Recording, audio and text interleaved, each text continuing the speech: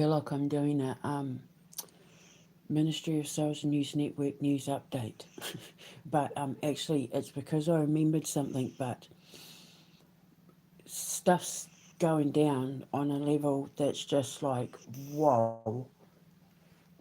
So many things that I said have started being proven right. Von der Leyen, Ursula von der Leyen, her name is starting to get caught up in human trafficking circles.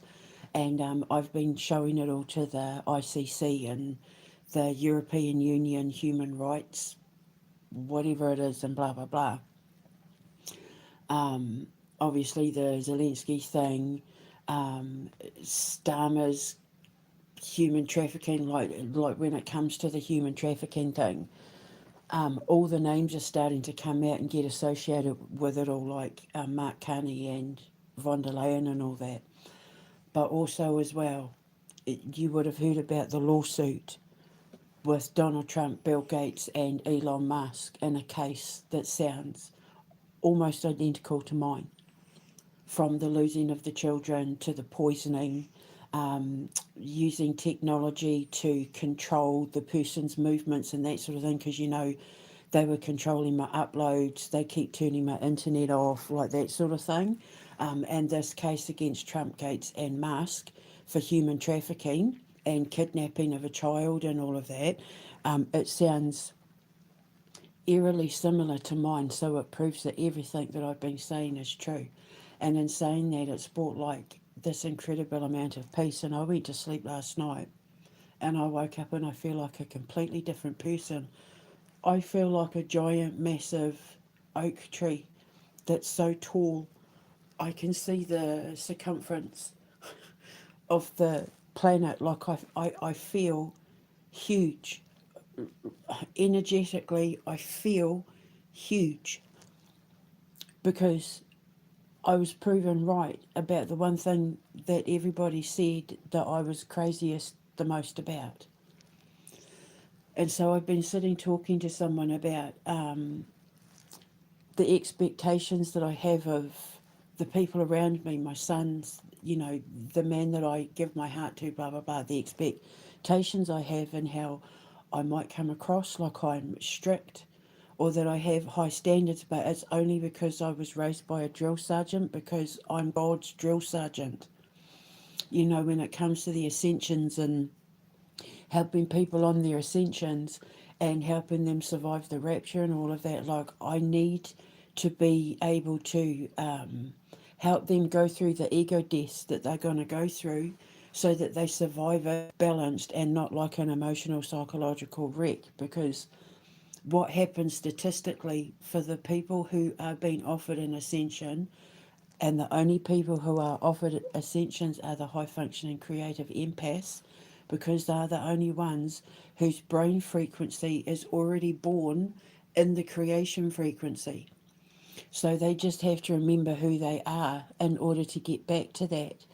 But in their life, they're up against everybody judging them, being forced to be medicated, they've been isolated at school, they've been bullied, they've been picked on, the parents don't understand them, they're in foster care, they're in poverty, they're in, inner cities, they're isolated, they're whatever.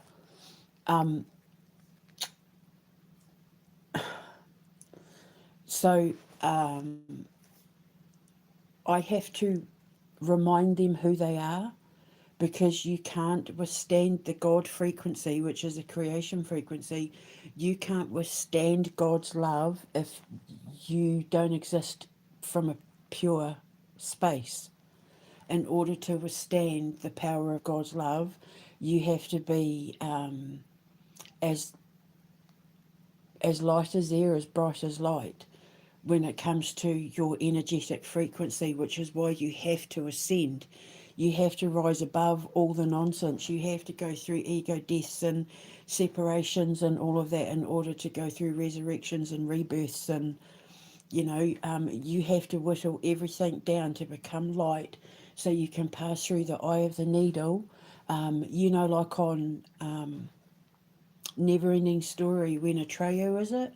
When he's got to walk through those two statues, and the only way you can get past is if you're deemed to be pure. In the tale of King Alatha's dragon, he has to stand on the scales of armour in Ma'at. But yeah, so I was talking to my friend about how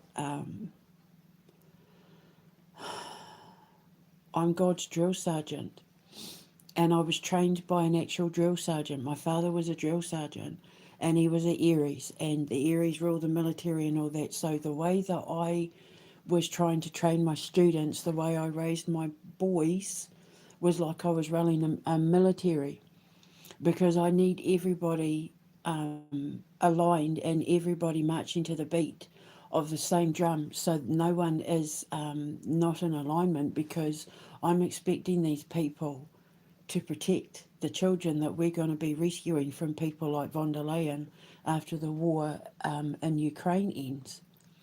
There's hundreds of thousands of them scattered all over the place. Romania, they've been taken from Romania, Ukraine, her name's popping up. This thing that she's done was softening the borders to make it easier for human traffickers to get through and all of that. So her name's starting to come up in human trafficking circles, which also proved my original argument that the EU were funding the war in Russia to take the children. Like, I've been proven right about everything. There hasn't been anything I've been proven wrong about, other than King Charles dissolving the government and doing the right thing and becoming a hero. That's the only thing that hasn't happened yet, but there is still time. Until I step off this island, there's still time. It's getting pretty bad for the king now. His family are under investigation for all sorts of rental things, and oh god, now people are getting arrested because they're not allowed to protest how they're angry at the king, and now that's made them angry at the king. And it's everything I said, other than him doing the right thing, hasn't happened. So I'm sitting here just talking to my friend and soaking it all in about this new me I've stepped into, where I have absolute peace and clarity, because I kind of feel like I've been vindicated by the universe with this lawsuit against Gates and Musk and Trump, and that the case sounds eerily similar to mine. There's so many things in it that are so identical to what happened to me. It's not even funny. So yeah, this vindication. So I'm sitting here, and for some reason, talking about my dad, who raised me. My dad's the reason why I can do the investigations that I do, because, you know, Aries. And I started remembering something that happened with my boy Thomas when he was little. And I'm pretty sure I've documented it somewhere. I just can't remember where, but I know that if they were to listen to what I'm saying, they'd say, yeah, I remember her talking about this, telling the story about when my son Thomas was little and Gabriel was still only a baby. He was still kind of crawling. So he started walking when he was like 7 months old, but he would still sometimes crawl. And we were living in St Andrews in Fife in Scotland, and they had their own rooms. And one day, Gabriel fell down the stairs. He had a massive lump on his head, and I said, what happened? And Thomas said, I pushed him. And I said to him, why did you push him? And he said, because the policeman told me to. And I said, what policeman? He said, the policeman in my room told me to push Gabriel down the stairs. Luckily, it was only like down a couple of stairs, because there was like a landing bit before you had to take the big set of stairs. So luckily, it was only down a couple of stairs, but he had a massive lump on his head. And I said, what policeman, darling? And he said, the policeman in my bedroom. And so I went in, and obviously there was no one there. And I said, who's the policeman? He said, the policeman said push the baby down the stairs and tell people you did it. And I was like, what? And then a few weeks later, he threw one of Gabriel's baby socks into the fire. And I said to him, why did you do that? And he said, because the policeman told me to do it, to burn the house down and tell people you did it. Bearing in mind, he was like, if Gabriel was not even one, Thomas would have only been, because Thomas is like 17 months older than Gabriel. So they were only little. And then he kept coming into my room and saying that the policeman was in his room and that he was scared of the policeman. And, we started like letting him like play videos in his room and that sort of thing to try and get him to sleep. But he kept talking about this policeman. And then one day he got up and he came into me and he goes, Mama, the army man came and took the policeman away. And I said that the army man made the policeman go bye-bye. He fell into the ground, he said. And I said, I mean, obviously I'm using adult language here, but basically he said that he woke up and he saw the army man with his best friend Johnny. I think he said his name was Johnny. The army man and his best friend Johnny came with the big nana and they told the policeman to go away, and he got scared and the ground opened up, which was the floor of the top stairs. The ground opened up and the policeman fell through. And the army man said he's not going to come back anymore. And then he played with me on the floor with him and his best friend Johnny. And they played with my Star Wars toys while the big nana sat on the bed and watched me.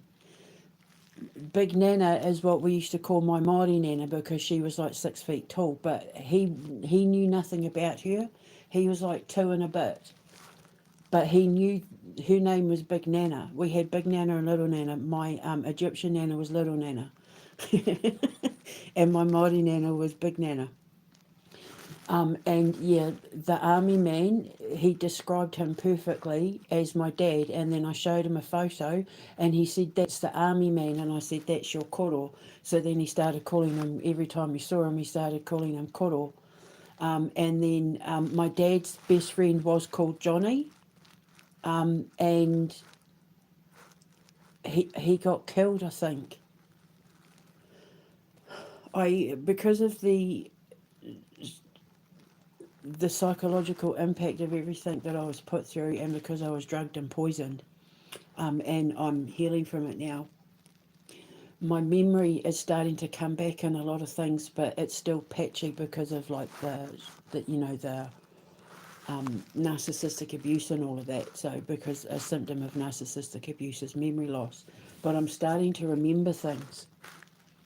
And so now I'm sitting here thinking, I think Thomas knew what was about to happen to me a couple of years ago when he was little. I think he was being told, because my boys are time jumpers, they have the same gifts and abilities as me. They're stronger at it. They just stopped training when I got locked up, which was the whole point, keeping us separated, because their dad and everybody involved in all of this didn't want me finishing my boys' training, because I was bragging about how even at their young age, they were already at my level, and I couldn't wait to see how powerful they were going to become once they were my age. So, they were doing everything they could to make sure that I didn't finish the boys' training, because they're incredibly gifted. And I'm wondering whether Thomas was being shown how I was going to get set up by the cops, and how I was going to get blamed for things, blamed for being, like an abusive mother and all that sort of thing. I think he saw what was coming. Because it's exactly what's happened. They've tried to say that I tried to hurt my children, that I tried to, I'm wondering whether my ex tried to say that I let them do drugs and that sort of thing. I'm wondering, but if that's the case, if he is saying that, and that was true, then he was letting them smoke my weed that he knew was laced with opioids. So when the shit hit the fan, if the police had have done their job, and if that's what he's saying is true, if because Gabriel said hurting Gabriel and blame mum, the police said to say that I was hurting Gabriel. So now I'm thinking, did they try to say that I hurt Gabriel? Did Chris try to say that I did something to hurt Gabriel? That's the only thing I can think. And I had had that discussion with the boys before, like, has he tried to say that I let them do drugs? Because if that's the case, he was the one that was buying it for me.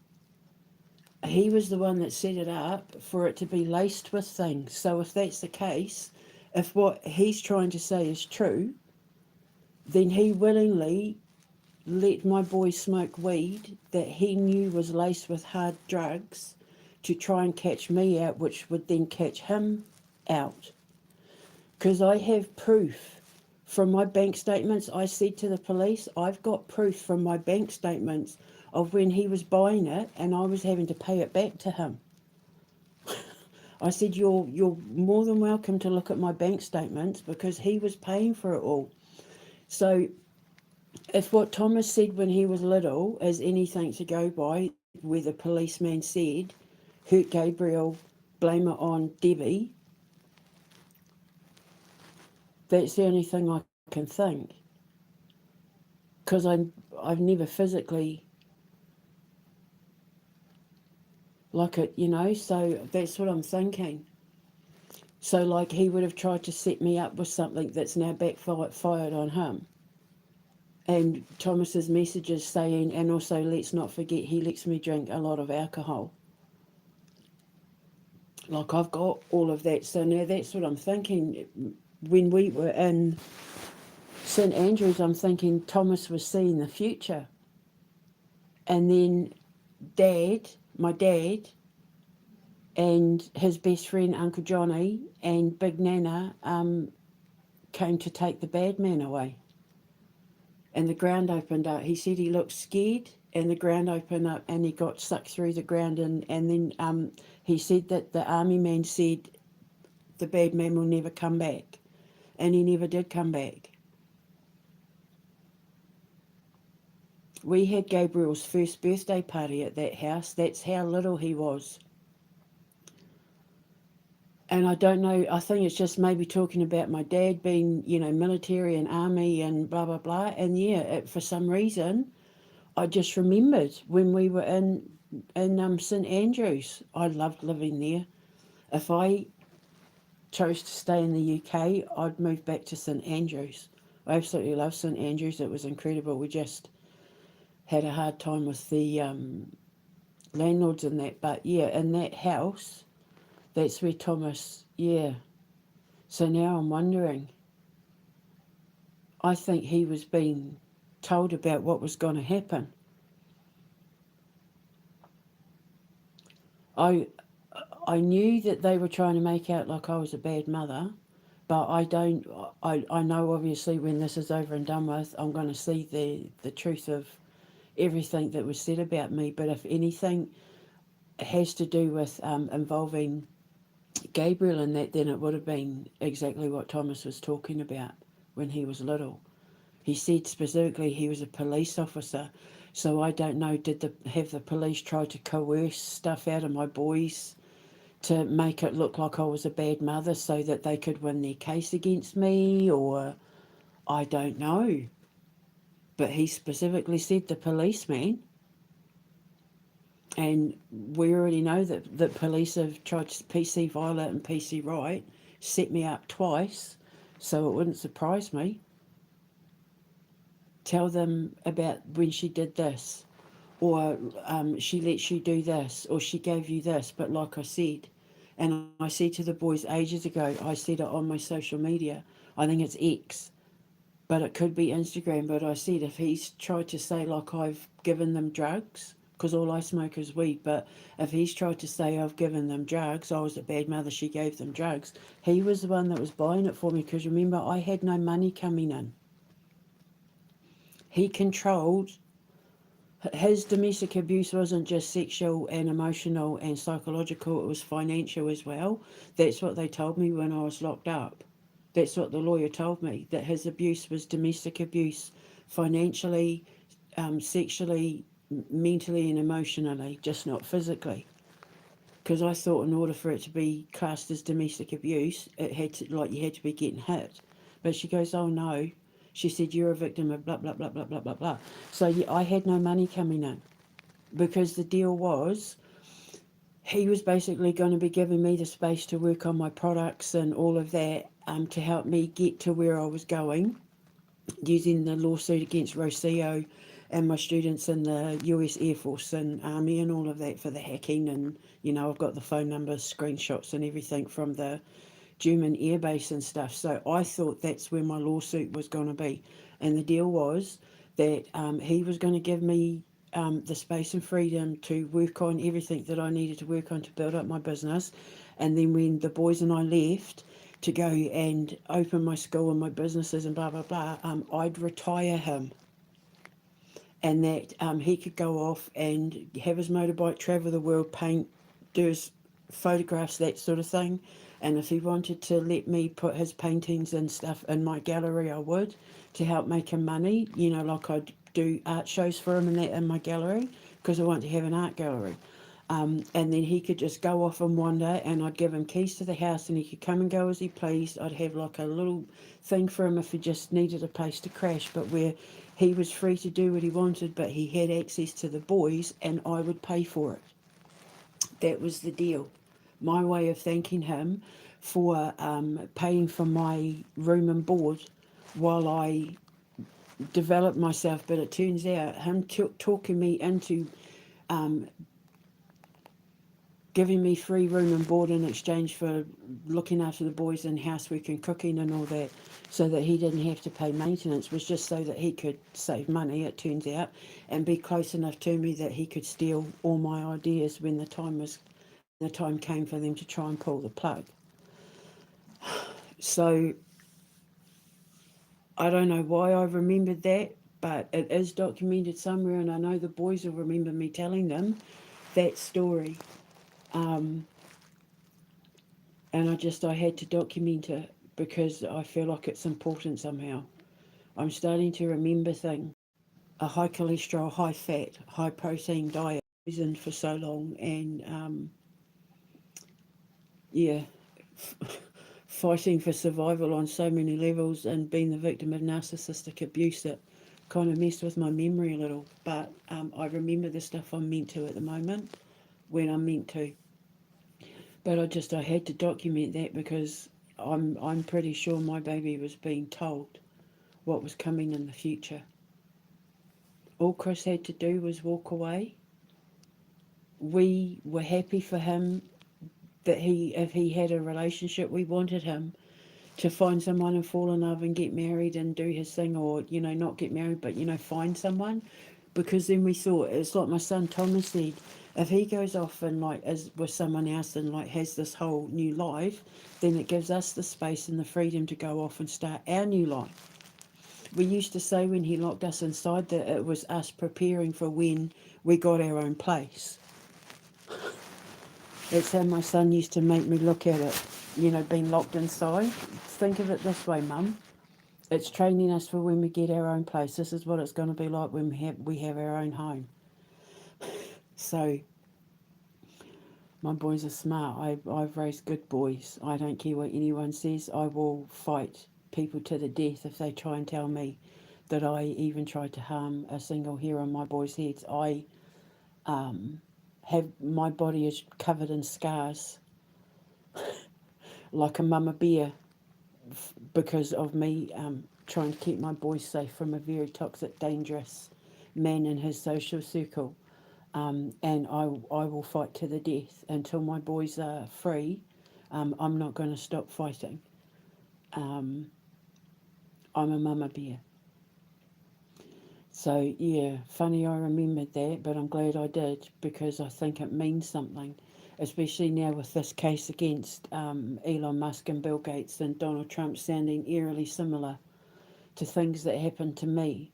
It proves everything that I was saying about them and me being a target was true, including messing with the phones and things like that. Yeah, just eerie similar. And now von der Leyen's getting caught up in human trafficking scandals connected to Ukraine. So I'm happy because, yeah, so now she'll go down. And then maybe Europe will get a chance to start again. Who knows? One can hope. So I just wanted to record that. I'm going to go and finish my coffee now. Yeah, interesting that. Hmm. So, anyway, I shall speak to you later. Ka kite anō. Mwah.